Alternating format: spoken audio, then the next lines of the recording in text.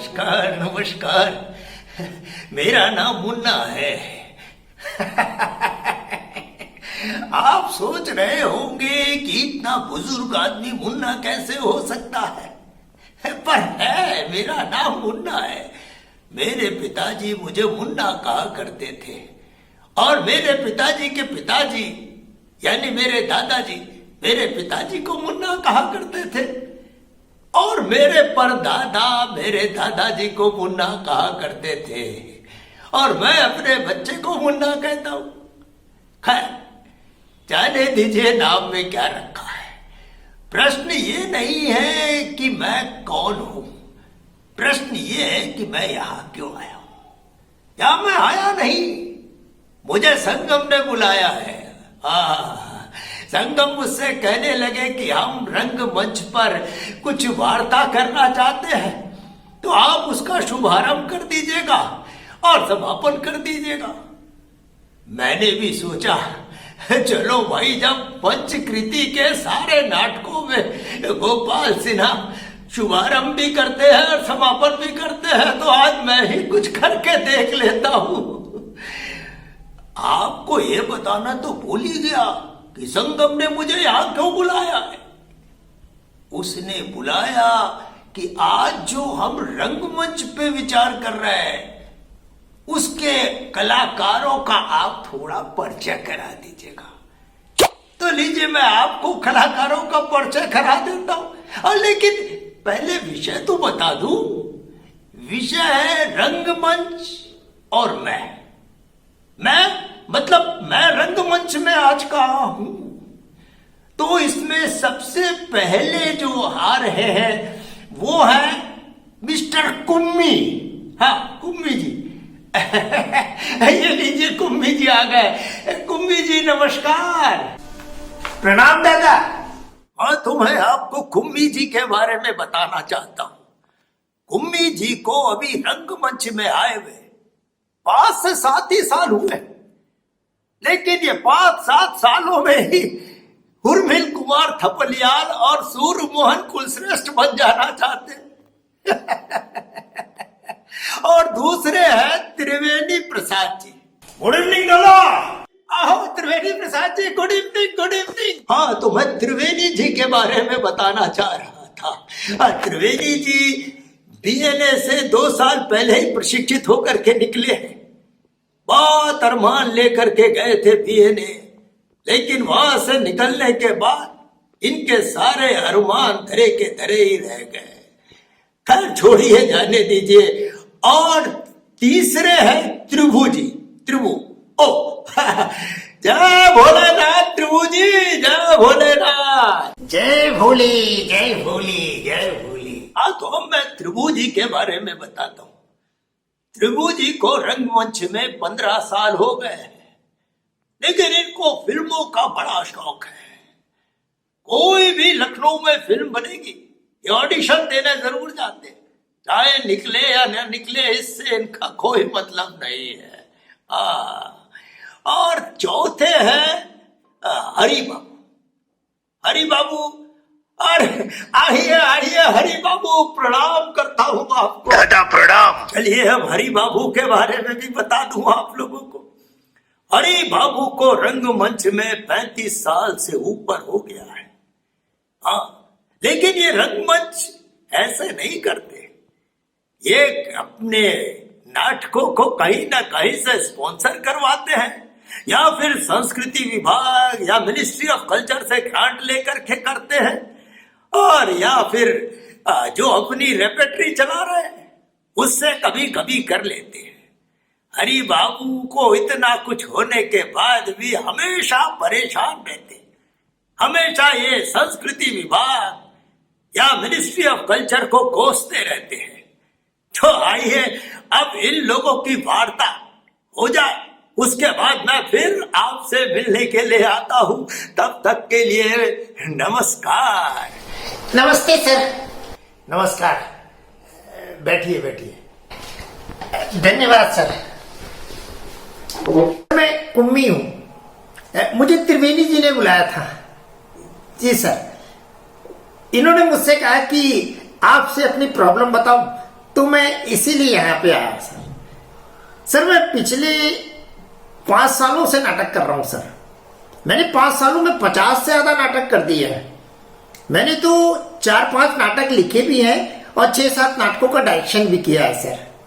Sir इतना काम मैंने कर दिया है, लेकिन अभी मुझे वो पोजीशन नहीं मिली जो मुझे मिलनी चाहिए।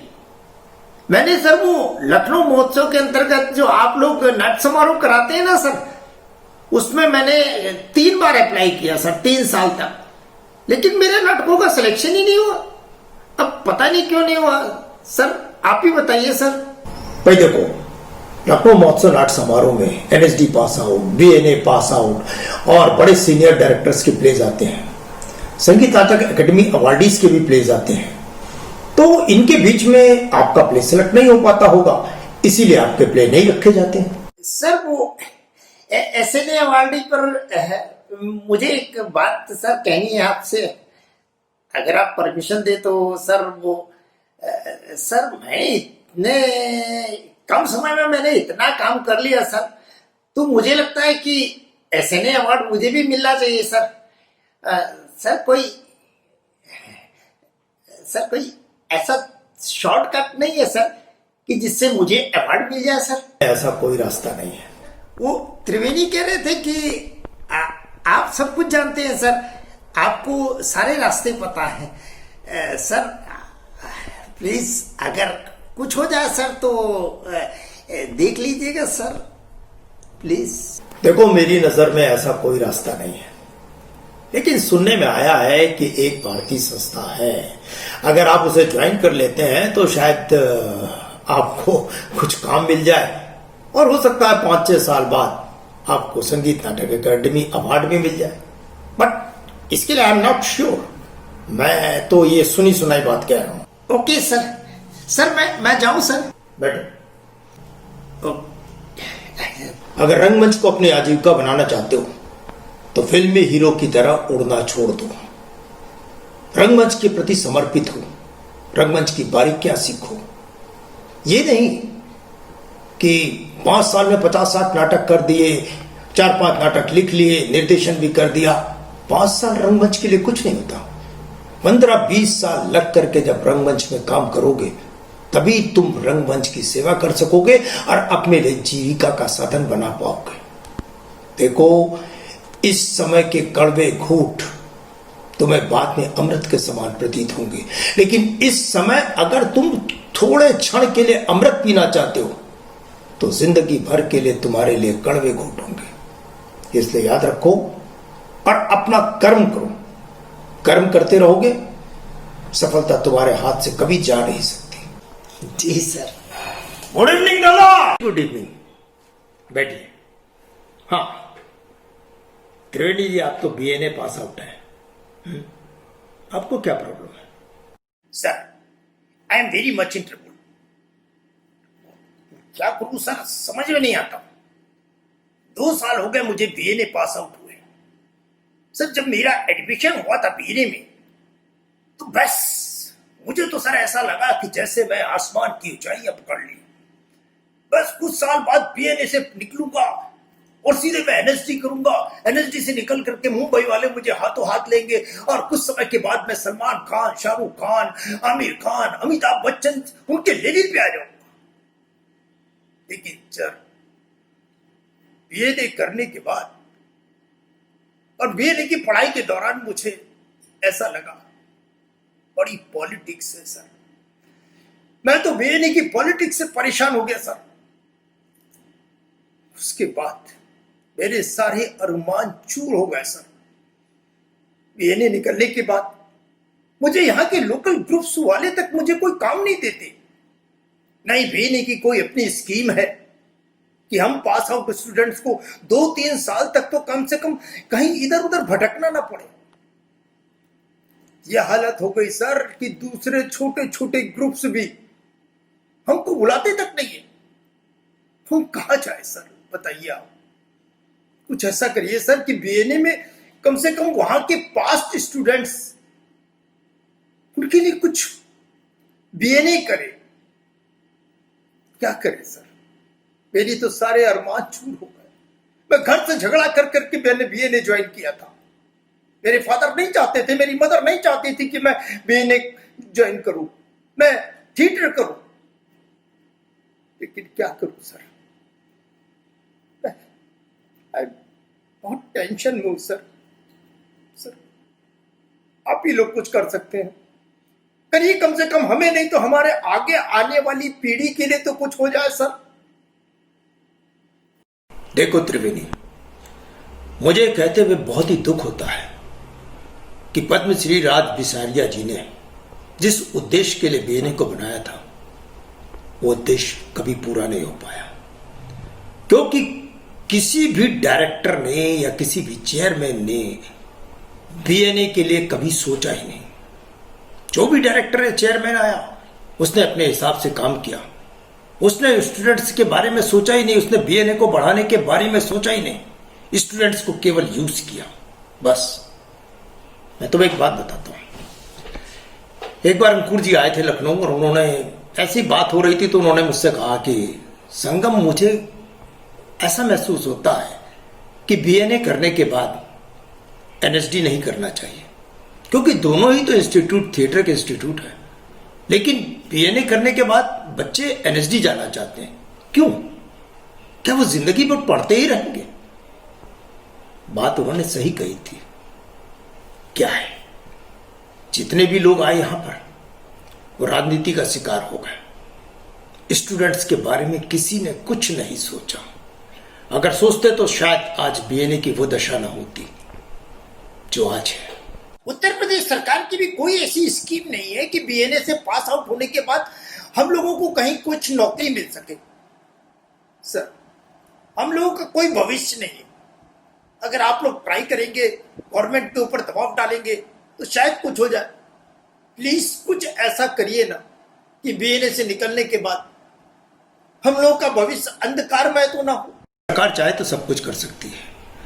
सरकार थिएटर को एक अनिवार्य विषय के रूप में स्कूल कॉलेज में लागू कर सकती है और उसमें NSD pass out, BNA pass out students को उनको प्रेफरेंस दी जाए।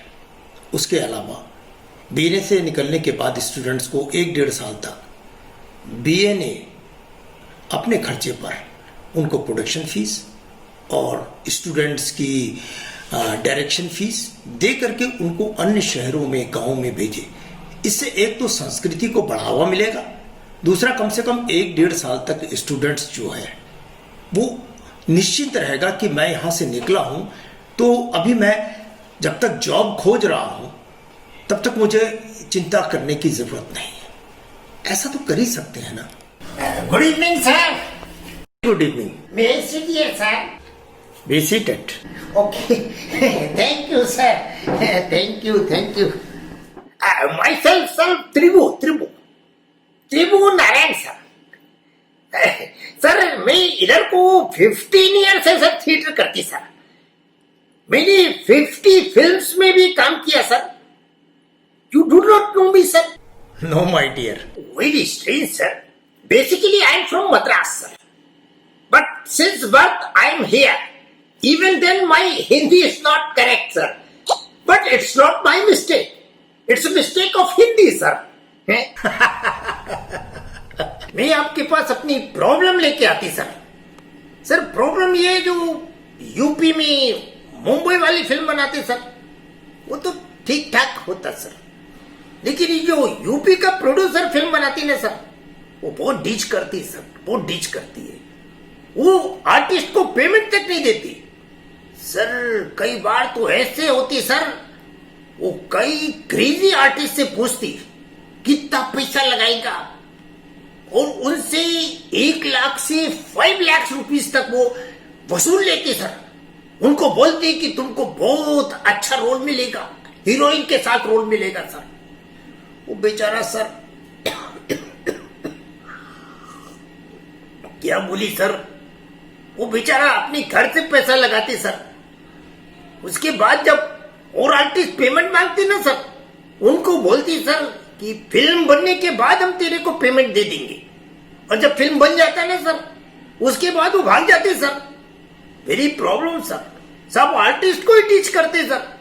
एक प्रॉब्लम हो रही सर, ये जो कोऑर्डिनेटर होते हैं ना सर, वो 60% पैसा तो अपने पास रखती और 40% हमको देती है सर।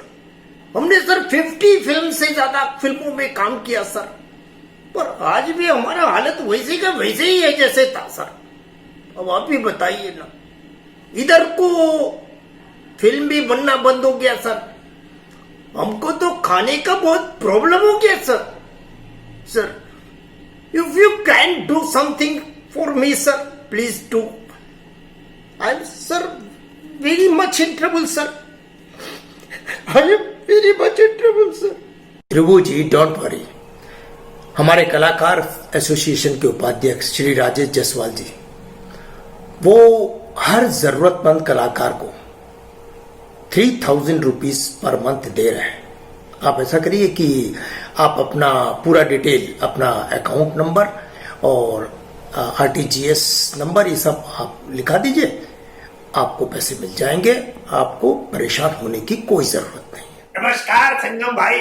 नमस्कार। ये हरि बाबू, और बताइए कैसा चल रहा है आपका रंगमंच और कैसा चल रहा है आपका संस्कृति मंत्रालय? संगम भाई, हम तो आपसे एक बात कहने के लिए आए। देखिए, आजकल हम लोग बहुत परेशान हैं। कैसी परेशानी हरि बाबू? संगम भाई, संस्कृति विभाग क्या केवल सत्ता के लोगों के लिए या केवल पहुंच वालों के लिए? मैं पिछले कई सालों से देख रहा हूं कि संस्कृति विभाग में कुछ चंद ही कलाकारों को सारे प्रोग्राम दिए जाते हैं। यहां तक कि जो इवेंट्स होते हैं वो भी कुछ ही लोगों को दिए जाते हैं।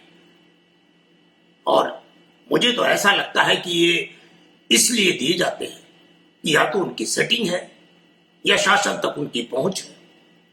अब बताइए ना, हम ये कलाकार, हमें इतने साल हो गए रंगमंच करते हुए, हम लोगों को आज तक कभी नहीं पूछा गया। देखिए, कुंभ का मेला लगा, उसमें भी चंद लोगों को जो अपने अपने लोग थे उन्हीं को प्रोग्राम दिया गया। इसी तरह से बार बार जितने मेले होते हैं, जितने प्रोग्राम होते हैं, केवल उन्हीं लोगों को प्रोग्राम दिया जाता है जो सत्ता के करीब हैं या जिनकी कहीं कुछ ना कुछ सेटिंग है। अब बताइए, हम कलाकार कहाँ जाएंगे? भाई, वो कहावत है ना, अंधा बाटे रे उड़ी अपने अपने को दे। मैं आपसे बड़ी रिक्वेस्ट कर रहा हूं, देखिए, संस्कृति मंत्रालय पहले हम कलाकारों को व्यक्तिगत ग्रांट भी देती थी, लेकिन यार पिछले साल से उन्होंने ये सारी ग्रांटें बंद कर दी।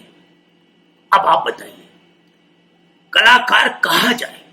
ये जो व्यक्तिगत ग्रांट मिलती थी उससे कई कलाकारों का काम चल जाता था। मान लीजिए कि लखनऊ में 50 कलाकारों को ग्रांट मिल रही है, तो आप समझिए कि करीब 1000 कलाकार का थोड़ा बहुत जीवन यापन करने के लिए खर्चा निकल आता था। लेकिन सरकार ने सब कुछ बंद कर दिया। कोई भी सरकार कलाकारों के लिए कभी भी नहीं सोचती, और हमारा दुर्भाग्य यह है कि हम लोग आपस में मिलकर के सरकार के खिलाफ कुछ बोल भी नहीं सकते। अब आप ही हैं जो कलाकार एसोसिएशन के अध्यक्ष हैं, आप ही कुछ करिए ना। हरि बाबू, मुझे लगता है कि इसमें कुछ कलाकारों की गलतियां भी थी, जिसकी वजह से ग्रांट बंद कर दी गई, और कुछ गलती संस्कृति मंत्रालय की भी थी। संस्कृति मंत्रालय ने किया क्या कि जो सीनियर आर्टिस्ट थे उनको तो 50,000 रुपए तक दिए, और जो बिल्कुल जूनियर नए आर्टिस्ट थे उनको 3-3 लाख रुपए की ग्रांट दे दी। तो जब जूनियर्स को इतना मिलेगा और सीनियर को बहुत कम मिलेगा, तो जूनियर ने उसका मिसयूज किया, और यही मिसयूज का कारण है कि शिकायत गई ऊपर और ग्रांट बंद कर दी गई। संस्कृति मंत्रालय द्वारा जो रेपेटरी ग्रांट दी जाती है वो भी कभी कभी तो 2-2 साल तक नहीं दी जाती। इसके लिए भी थोड़ा प्रयास कीजिए। मुझे लगता है कि रेपेटरी ग्रांट उन ग्रुप्स को मिल रही है जो कि कला के नाम पर बिल्कुल कलंक है। रेपेटरी ग्रांट का भी बहुत मिसयूज हो रहा है।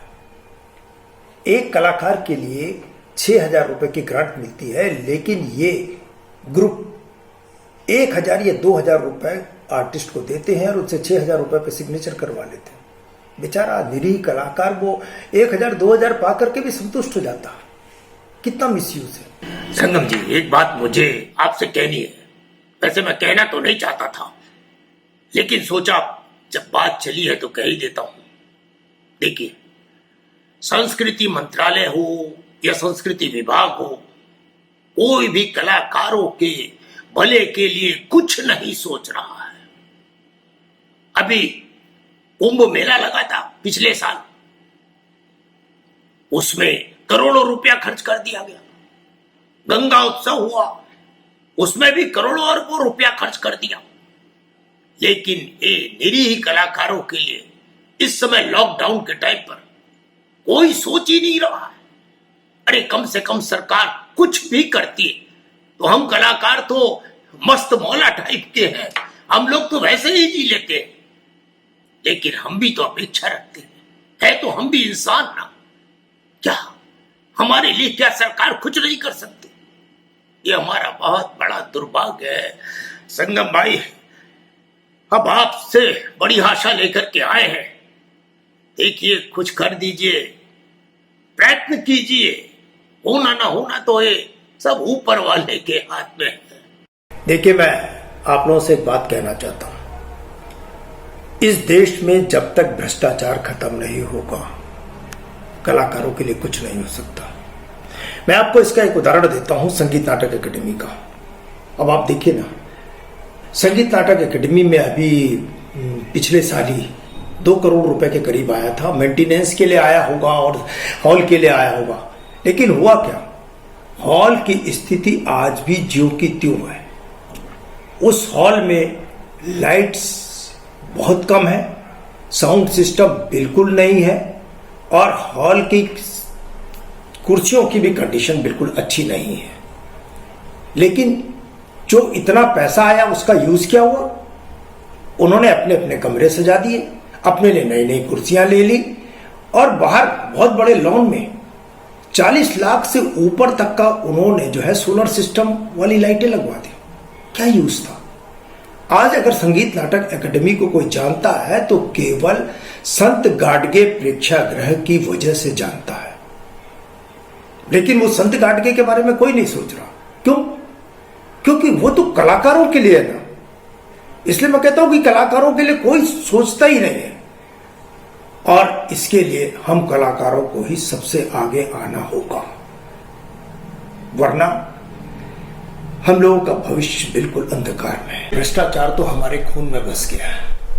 संस्कृति विभाग, अयोध्या शोध संस्थान, संगीत नाटक अकेडमी, भारतीय नाटक अकादमी, इन सब के अगर 2-3 साल के आप विवरण देखें ना, उनके 2-3 साल के अकाउंट अगर चेक किए जाए तो आपको असलियत पता चल जाएगी कि क्या है। इतना बड़ा कोरोना चल रहा है, किसी भी सरकार ने ये नहीं कहा कि हम कलाकारों के लिए भी ये कर रहे हैं।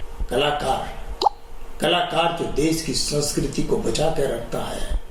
मैंने पहले भी कहा था, जिस देश की संस्कृति जितनी सशक्त होगी वो देश उतना ही मजबूत बनेगा, उस देश की जड़ें उतनी ही मजबूत होगी। लेकिन सशक्त कैसे होगी? ये भूखे पैसे रह करके कलाकारों से असंभव। लेकिन आप लोग चिंता मत करिए, हम कलाकार एसोसिएशन के लोग, हम आपके साथ हैं और आपके साथ रहेंगे। आपकी हर लड़ाई को हम लोग लड़ेंगे और हम सरकार को बाध्य करेंगे कि सरकार कलाकारों के लिए कुछ ना कुछ ऐसा करे जिससे हमारा देश का कोई भी कलाकार भूखा न रह जाए। धन्यवाद। विदा, थैंक यू। नमस्कार। बड़ा दुख होता है जबकि एक कलाकार पूरी जिंदगी लगा देता है अपनी कला के लिए और बुढ़ापे में उत्तर प्रदेश सरकार उसको 2,000 रुपया मात्र पेंशन देती है, वो भी गिने चुने कुछ कलाकारों को।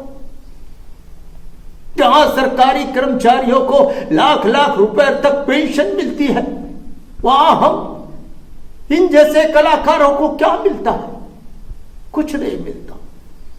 तो मैं आप सब कलाकारों के साथ आपसे प्रार्थना करता हूं, आप सब लोग एकजुट होइए और सरकार को मजबूर करिए कि वो कलाकारों के लिए कुछ ऐसा कदम उठाए कि कोई कलाकार अपनी जिंदगी में भूखा न रह जाए।